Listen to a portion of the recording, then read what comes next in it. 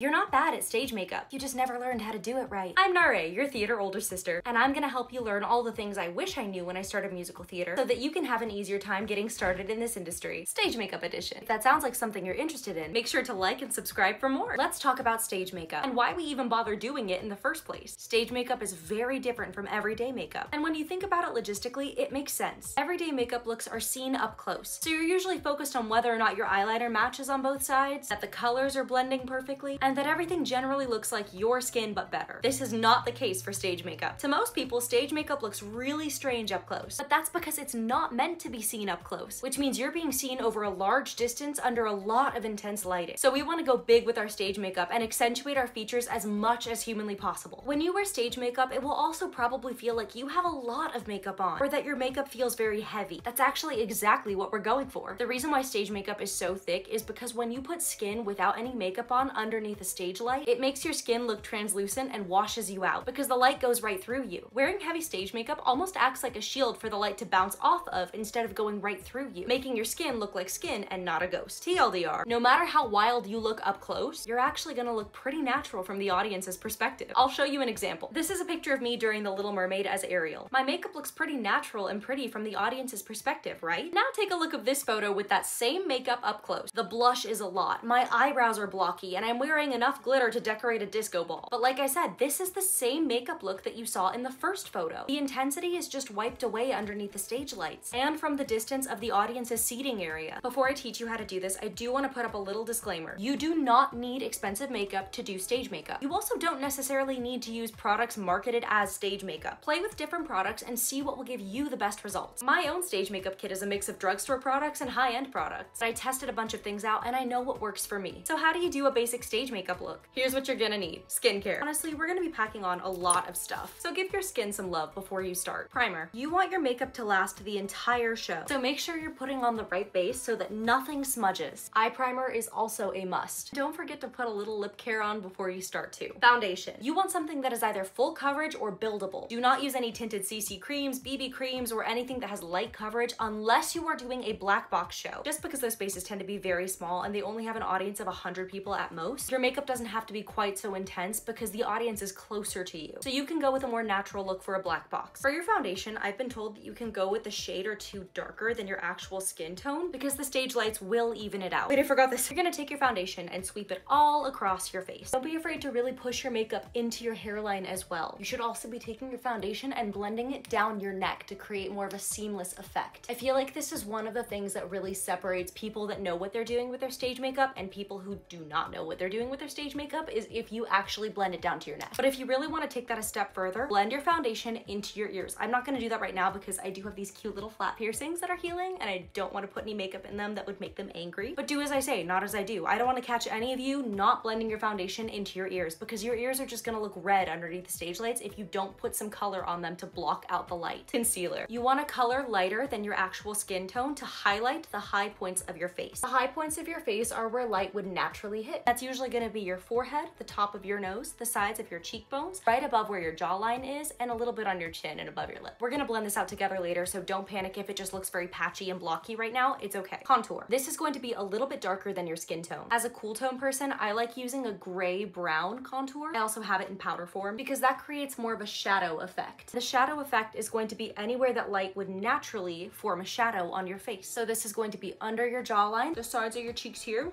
where your cheeks are hollow, the sides of your nose, and a little bit right here where your eye socket kind of ends. People also use colors within this family of brown, which is also totally fine. Again, as a cool tone person, this is just the color of my preference. And now we're gonna take a damp beauty blender. When I say damp, I mean run this underneath the sink a couple of times and squeeze out the water until there's no water that comes out of it, but the sponge has like expanded a little bit. Remember, we don't wanna blend it out too much because stage makeup is all about having kind of harsher lines on our face that would be a little bit strange to see in real life. But from the stage, this is gonna look perfectly blended. I actually argue that you could go back in and add another layer if you so choose, just to make the effect a little bit more intense. It should look like this at the end of your blending. Blush. I recommend doing a cream or a liquid blush at first. At the end of the routine, when we add some powder, if we feel like the color of the blush has been lost, you can go ahead and find a color that matches the one you put on in powder form and sweep a little bit of that on there to bring the color back. Since I showed you how to use a cream palette a little bit, I'm gonna close this one and go in with a different kind of product. I think this color is really speaking to me today. You want want this to kind of go between your contour and your highlight. Remember, our highlight is here and our contour is here, so it kind of goes in the middle like a sandwich. You can also layer different colors in to create the custom color that matches the makeup plot that you're trying to achieve. It doesn't have to be super well blended, it just has to be blended. If you feel like the intensity is not enough, go in with another little layer of the blush that you put on.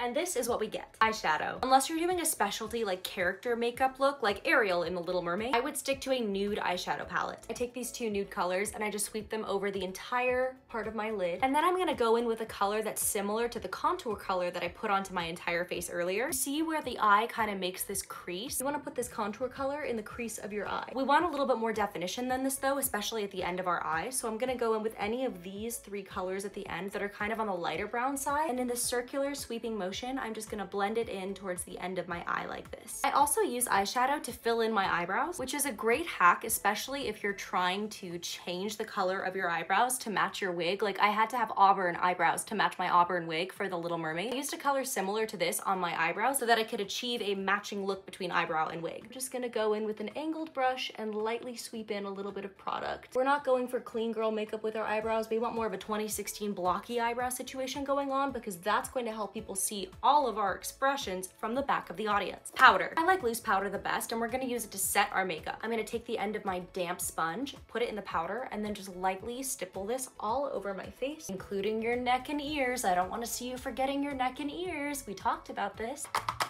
And if you really want to take your look the extra mile, you can go ahead and bake your makeup. Baking is when you take a thick layer of powder and you use it to kind of carve out your features. But baking implies that you're leaving it on your face for a little while before you come back and brush it off. Usually you see people bake by putting powder on the side of their nose like this, along their cheekbones like this. You can also use a powder puff to get more precise. The last place you would put it is right underneath the contour that you put on to give yourself a really defined cheekbone. I would also stick a little bit on your forehead just to keep any shine at bay. Because we're baking, we're just gonna let this sit. Eyeliner. Brown or black are generally good for stage. Use your best judgment on eyeliner. If you're doing Les Mis, for example, your character probably wouldn't be wearing winged eyeliner because it's not appropriate for the time period. So what you're gonna do is just outline the top of your eye instead, and just use your finger to blend it out a little bit. You wanna get as close to your lash line as humanly possible. I also recommend that male identifying actors do this smoky little look across the lash line. It just helps your eyes stand out from the stage. But if your show is set in modern times, by all means, if your makeup artist is cool with it, go ahead and add a wing. Another little hack that I'll give you for eyeliner is that you can use either a nude or a white crayon pencil and put a little bit of it on your waterline just like this. See how that gives the illusion of my eye being wider, younger, and more awake than this one? This can take a little bit of practice, but I promise you, once you get the hang of it, it's really not that scary. Mascara. Put it in the waistband of your pants before you start this makeup routine, and it will make your mascara less flaky and clumpy and just overall easier to apply. I recommend tubing mascara to give you the illusion of wearing false eyelashes. Most actors, especially female identifying actors, will use false eyelashes, but since my eyelashes are naturally long, I just stick to a tubing mascara. Another quick mascara hack for you is that if you get any of the mascara residue on your eyelid, wait for the mascara to dry and then take a clean spoolie and then just gently scrape the mascara off. We're getting towards the end, so we're gonna brush our baking off. Perfect. Lipstick. I'm gonna wipe off the lip care that I put on earlier. Whether or not you have a stage case, you're going to be talking, singing, doing quick changes. In my opinion, I think it's safest to use a transfer-proof liquid lipstick. I don't want something that's going to smudge and get on other people, on my clothes, or all over my face. Make sure you let your liquid lipstick dry down. If it comes with one of these double-sided gloss things, this is to help lock in the liquid lipstick that you just applied. Gently sweep that over the top and the bottom of your lips. It takes away the stickiness and it gives you that non-transfer seal.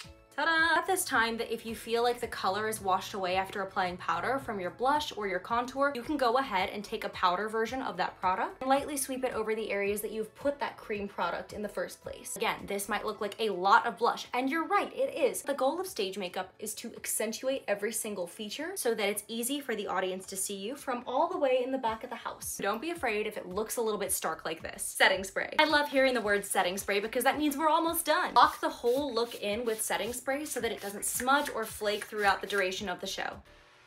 And there you have it, a basic stage makeup look. Feel free to add whatever extra elements that your production team's makeup artist has okayed for you. Fun eyeshadow colors, glitter, rhinestones, you name it. If you found this helpful, make sure you like and subscribe for more content that will make your performing life easier. Drop a comment and let me know what other questions about musical theater I can help you with. Break legs!